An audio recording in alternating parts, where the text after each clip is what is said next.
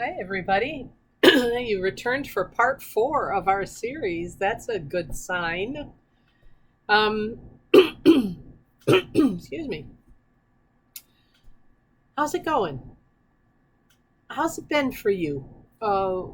This is hard stuff. This is not fluffy. This is the real meat and potatoes of faith. So I'm kind of curious to hear back from some of you about how what this process has been like for you.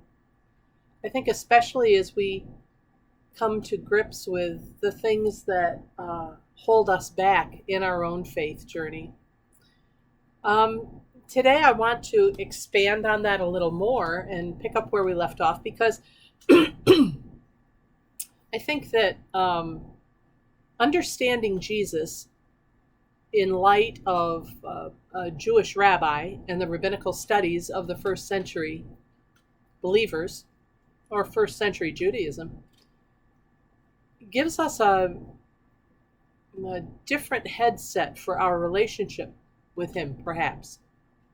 It should not be either or. You don't have to give up anything that you've had before with him in order to have this new. I hope it will be both and, that you build on what relationship you already have with Jesus or God or Spirit, and that this enhances and enriches and deepens that experience for you. It's doing it for me, I know. So I'm kind of curious to know, how does this depiction of Jesus as a rabbi in this process, calling disciples, how does that comport with your impression of him? Does it change it at all? Does it change it at all that to realize that you are called? We are called. Each one of us is called by him, even with or maybe because of our imperfections. To know that Jesus calls the cast-offs and makes them disciples. I find those all very powerful and provocative things to think about. It makes me wonder, how do you see Jesus then portrayed in your life? How does it change where he fits, how you define him?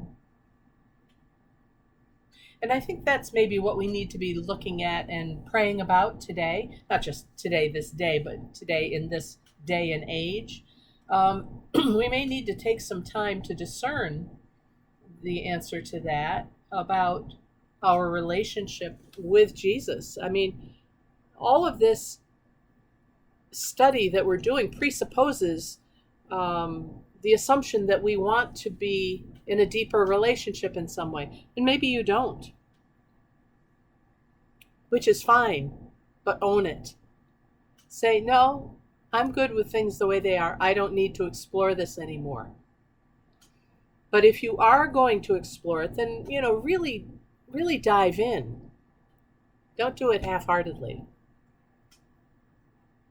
This is probably a different approach to him than you've experienced before. It was for me the first time I looked at him this way.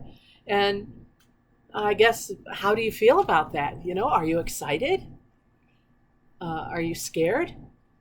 Are you a little unnerved?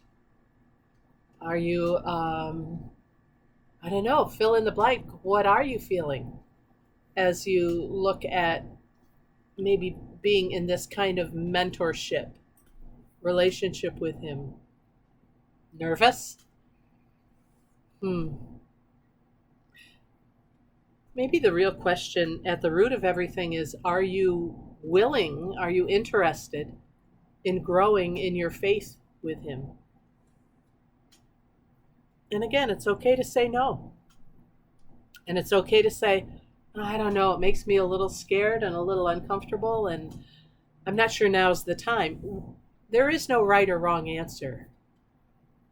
But if you're interested in it, then let's look at that, because it doesn't matter how long your relationship with him has existed. It might be 2 minutes, 2 hours, a couple of years, maybe a couple of decades, maybe a couple of lifetimes, but maybe it's all your life you have been engaged in one way or another with him. So the real, I think, question for us is, are we willing to grow that relationship? And what would that look like? How much time would it take? What kind of discipline would it take? Are you willing to see a new relationship, a new definition of your faith, both with Jesus and with God? I can tell you whatever the answer is, it's okay. I can also say that if you say yes, it's not all going to be easy. I think you know that. Things of value have no fear of time, but things of value are worth working for. Maybe that's where we are, and maybe that's where we should be, what we should be praying about today as we look around our world and see the shape that it's in. Maybe our job right now is to discern for ourselves the answer to that, about do we want to deepen our spirituality enough to do something about it. And if we're not willing to, which as I say is okay, but I invite you to ask yourself why you're not. What is it that doesn't feel right about it to you? Is it your own fear that's holding you back from something, or is it, what is it that holds you back from wanting to do that? That's the thought for today. Because tomorrow we're going to start looking at how Jesus chooses us. Heavy duty stuff for the middle of the summer. It is a sizzling summer spirituality, isn't it? I'm beginning to wonder if there might be some of you around the country, maybe many of whom will not know each other, and we might not know each other personally, but I'm beginning to wonder if there is an interest in maybe forming a group to discuss this in real time. Well, for maybe, 6 weeks or something, just to see how it goes, just so that we have someone along on this journey with us. I think it would be enriched to not be doing it as a solo journey. Think about it. Don't have to decide today.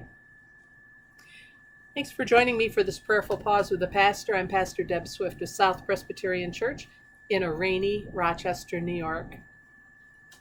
So glad that you carved out some time to think about something greater than yourself. It enriches my life. I hope it does yours too. If you'd like to learn more about South Church, you can find our information on the end cap at the end of this video. If you'd like to see more prayerful pauses or complete worship services, please visit our YouTube channel at South Church Rochester. I look forward to seeing you next time. Take care, be safe, God bless. Bye for now.